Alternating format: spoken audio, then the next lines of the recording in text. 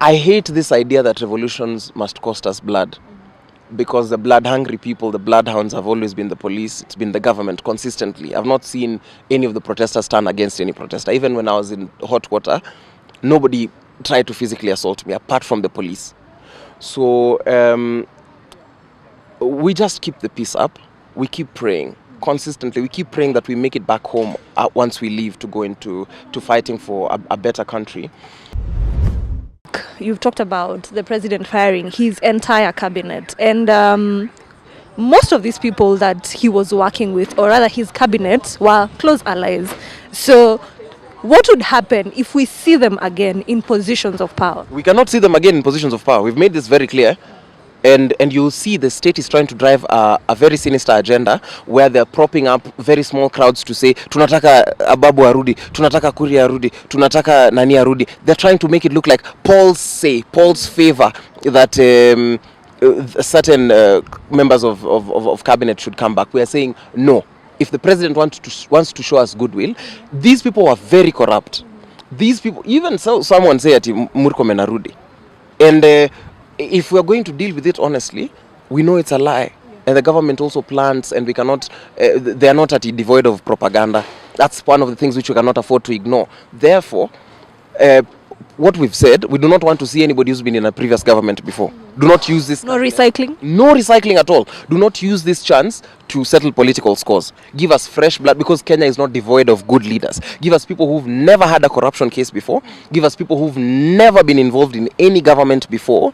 Give us young people in cabinet. Why am I being afraid of saying it? Give us young people in cabinet. We want to see young people in cabinet. Give it under merit.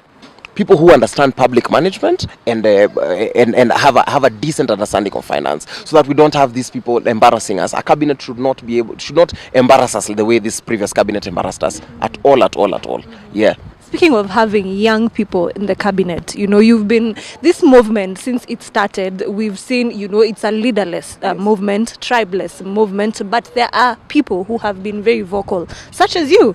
And whenever you speak, people are like, we would want this person to be our leader. Would you want to be the person who leads the young people? Would you classify yourself as a Gen Z leader? I wouldn't think of myself as such, because that's such a heavy responsibility. There are a lot of things that I don't know yet in life that I will I'm working on in terms of study and getting some of those just wisdom that comes from study, life, relationships, those kinds of things. I don't think when I do this, and this is a thing which people do not understand, when I got on the streets, I was not getting there as a leader. I was not trying to position myself as a leader. And even when I'm doing these media things, it's because I understand that there is someone who will want to listen to what our message is without insults. There's someone who listens probably to Kenya online media who's never seen my TikTok, for example, who's never seen whatever it is that we stand, and those kinds of things. So I think maybe it's very early. It's still too early even for me. I would be unfair if I tried to give you a leadership analysis. If the people decide and they decide to trust me, I'm happy to offer myself up as for whatever use it is. But to be fair, it's still too early. I still feel like it's too early to have this conversation, because we still have a lot of momentum. Remember, the leading idea is better than a leader, because it lends us to a working system. So right now we still have the momentum of the leading idea. There's no need for us to shrink the conversation into this is our leader, this should be nini. If we do a good job, the people are gonna see it, and our work will speak for itself. And if the time comes and the Kenyans decide, then who knows? Yeah. So now, hypothetically speaking, if you got a call to have, or to be a cabinet secretary, would it be a hard pass, or I can actually think about it? Again, that's to be fair, I've not thought about that question, and therefore I think I could fumble the answer.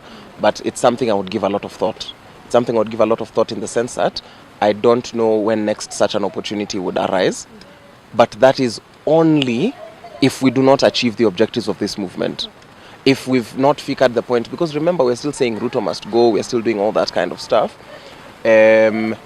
If we do not achieve which I don't believe that we won't achieve. I'm a firm believer that we will achieve whatever it is that we've set out to do. Again, I would bundle this question with that one for being a leader. To be fair, to me it feels very early, and I run the risk of jeopardizing myself in speaking, because I feel like, when questions are asked, answers are usually deserved. If I'm going to be honest, I've not thought about the situation or a scenario where I get such a call. Yeah, I'm still so focused, so committed to the movement and injecting and communicating what our woes are, that a CS position would be useless compared to the war against corruption, would be useless compared to the war against bad governance, would be useless compared to the lack of police accountability. And if they use that to try and silence me, then you see that would be a very, very hard pass. But I will consult widely, talk to my mentors, naingia grao, because mi napendanga kuingia grao, nisikie what vijana wanasema, and eventually I know I'll get an answer. Speaking of police brutality, yesterday in town was really chaotic. The numbers were not as big as the previous protest, and there was tear gas all over. There was right now we just came from City Mortuary, and there's a family of a young man who was shot in Kitengela, Yes. the age of 19, and he was not even involved in the protest. And every other time we are told, these people are, and you can see even in the comment section, it is the protesters are peaceful. It's the police who are causing the chaos. So what's your take on that? And next time when there are protests, what should happen? The protesters have always been peaceful. I've not attended any protest where any of us were violent. I only saw one time somebody tried to throw a stone, and we dealt with that guy so mercilessly. Tulikuwa like kujaribu kutuharibia jina. So I don't have thoughts. At this point, it's not even about thoughts, because now think about it. A 19-year-old is a kid. You've come from, there's a family that's going to bury a 19-year-old who was not even involved in the protests, and they want to muddy it around whatever papers and saying nini, and the government will not apologize. I hate this idea that revolutions must cost us blood, because the blood-hungry people, the bloodhounds, have always been the police. It's been the government consistently. I've not seen any of the protesters turn against any protester. Even when I was in hot water, nobody tried to physically assault me apart from the police. So we just keep the peace up. We keep praying consistently. We keep praying that we make it back home once we leave to go into fighting for a better country. I know tomorrow's protests are going to be different. The goal is to dial up the peace. So we are tired of doing these cat and mouse games. And personally, I know this is going to be my strategy. Wherever I will be, I will occupy. I won't run. I'll just sit there. Sasa ukikimbia tunachapwa, ukifanya nini, they harass us. I'm tired. I know I will just sit down, and I'm inviting anyone who's willing to come and sit with me. Let's come and sit down. Let's see what happens with that. Yeah.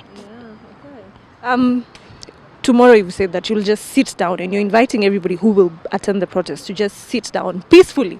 No, but it doesn't have to be like that, There's people who still, because those running, who says sitting down is the only way to protest. There's people who consistently, we have to actively march. Them, because I've marched and I've seen how taxing it is to my heart and how they shoot people. I'm like, I don't want it to be a mistake. Aren't you? If you're shooting us, we want to know that this is you've drawn the battle lines. We are tired of the police being cowards. What is this thing that, and I was asking, what weak men are these that we've given guns? That the only way they can show their might is while pointing their guns and shooting at unarmed and harmless civilians. While what weak men are these that have to shoot children to assert their dominance, to throw poison in the air for them to remind us that, and the things that we're fighting for their rights as well, for their rights and their freedoms. So personally, that's the strategy I'm going to take. I'll be even more fearless, but even more peaceful. But it doesn't have to be like that for everyone. Yes, you do whatever it is, as long as you're peaceful and we're acting within our constitutionally afforded rights. You do you. Yeah. How long are you willing to be in the streets? How long are you going to push this movement? We'll push it until we find the results that we're looking for. Personally, I've just resigned my fate that but this is not how I was hoping to spend my 20s. But now, as a marked man in my country, I'm like, I might as well do it so that my daughter does not have to go through this. So personally, I'm committed to seeing this to the end until the government heals and gives us good governance. We have the war on graft. They stop this genocide that is corruption, and we have proper accountability, have police reforms, and we will do it. Personally, I'm interested in doing it for the long haul. So You're